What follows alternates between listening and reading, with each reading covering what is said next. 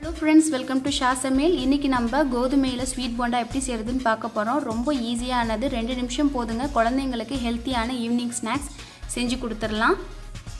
வீடியோக்குள்ள போறதுக்கு முன்னாடி ஷா சமையலுக்கு நீங்க சப்ஸ்கிரைப் செய்யலனா ரெட் கலர் சப்ஸ்கிரைப் பட்டனை பிரஸ் பண்ணிடுங்க.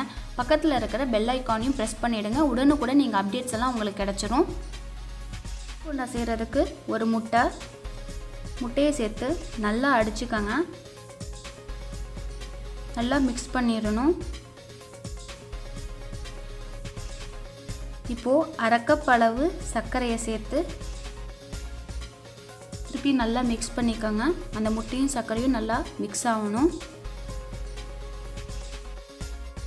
சர்க்கரையும் முட்டையும் நல்லா மிக்ஸ் ஆயிடுச்சு. இப்போ நான் 3/4 கப் அளவு கோதுமை மாவு சேர்க்குறேங்க. சேர்த்து நல்லா மிக்ஸ் பண்ணி விட்டுருங்க. மிக்ஸ் பண்ணிவிட்டு தேவையான அளவு வரைக்கும் நம்ம தண்ணி ஊற்றிக்கலாம். கரெக்டான பதம் வர வரைக்கும் நல்லா மாவு மிக்ஸ் பண்ணியாச்சு. நான் 1 கப் அளவு எனக்கு தண்ணி தேவைப்பட்டுச்சுங்க இந்த மாவு மிக்ஸ் பண்ணுறதுக்கு. பணியாரத்துக்கு எப்படி நம்ம மாவு மிக்ஸ் பண்ணுவோமோ இந்த ஸ்வீட் போண்டாவுக்கும் அதே அளவு தாங்க. சூடாகிடுச்சு. ஸ்டவ்வை மிதமான சூட்டில் வச்சுக்கோங்க. இப்போ நம்ம போண்டா போட ஸ்டார்ட் பண்ணிடலாம். பாருங்கள், இந்த மாதிரி நான் ரவுண்டான கரண்டி எடுத்துக்கிட்டேன். அப்போ தான் ரவுண்டாக அழகாக இருக்கும் பார்க்க. இதுதான் கரெக்டான எண்ணெய் பதம். நல்லா சூடாக இருந்தால் தான் உடனே மேலே பொரிஞ்சு மேலே மிதங்கும் அந்த போண்டா. நம்ம பூரிக்கு எப்படி எண்ணெயை மேலே தெளித்து விட்றோமோ அதே மாதிரி தான் இதுக்கும் தெளித்து விடணும். அப்போ தான் நல்லா பந்து மாதிரி ஆகும்.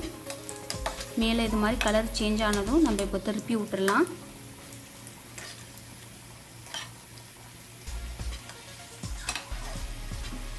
பாருங்கள், நல்லா கோல்டன் கலர் ஆனதுக்கப்புறம் நம்ம இதை டிஷ்யூ பேப்பரில் எடுத்து தனியாக வச்சிடலாம். அவ்வளோதான், நம்ம ஸ்வீட் போண்டா ரெடி ஆகிடுச்சு. ரொம்ப டேஸ்டியாக, ரொம்ப ஹெல்த்தியானது.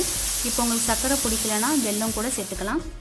இப்போ உங்களுக்கு பிடிச்சிருந்துச்சுன்னா லைக் பண்ணுங்கள், ஷேர் பண்ணுங்கள். வீட்டில் செஞ்சு பார்த்துட்டு கமெண்ட்டில் எப்படி இருக்குன்னு தெரியப்படுத்துங்க.